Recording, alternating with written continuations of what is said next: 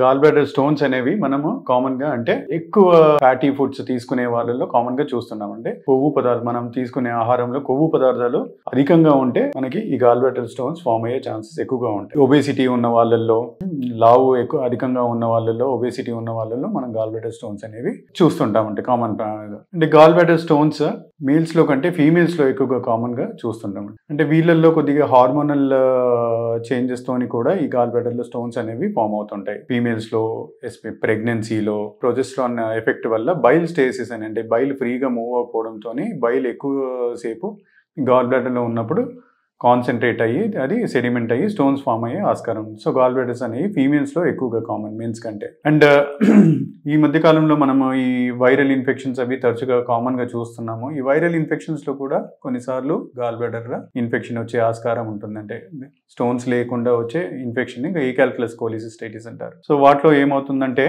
Gall bladder అనేది మనకి ఆ కాంటాక్ట్ అవ్వడము, అది ఎంప్టీయింగ్ కెపాసిటీ పోయి వాటర్లో గాల్ బ్లాడర్ స్టోర్ అయ్యి స్టోన్స్ ఫామ్ అయ్యే ఛాన్సెస్ కూడా ఉంటాయి. వైరల్ ఇన్ఫెక్షన్ అనేది కొద్ది కామన్ గా చూస్తుంటాం.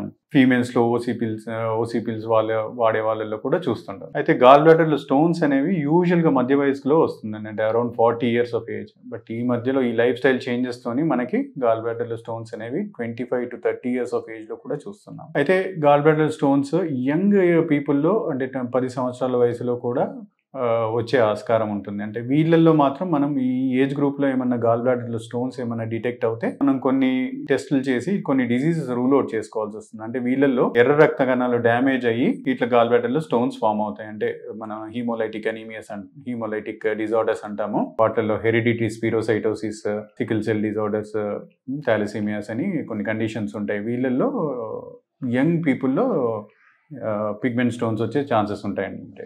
కొంతమందిలో ఏంటంటే మనం బాగా ఉపవాసాలు చేసే వాళ్ళల్లో కానీ, లాంగ్ స్టాండింగ్గా అంటే ఫాస్టింగ్ అంటే లాంగ్ ఫాస్టింగ్ చేసే వాళ్ళలో కూడా గాల్ బ్లాడర్ ఎంప్టీయింగ్ ఉండకుండా అంటే కాన్సన్ట్రేట్ అయ్యి స్టోన్స్ ఫామ్ అయ్యే ఛాన్సెస్ కూడా ఉంటాయి. ఎక్కువ ఉపవాసాలు చేసే వాళ్ళల్లో కూడా గాల్ బ్లాడర్ స్టోన్స్ ఫామ్ అయ్యే ఆస్కారం ఉంటుందండి.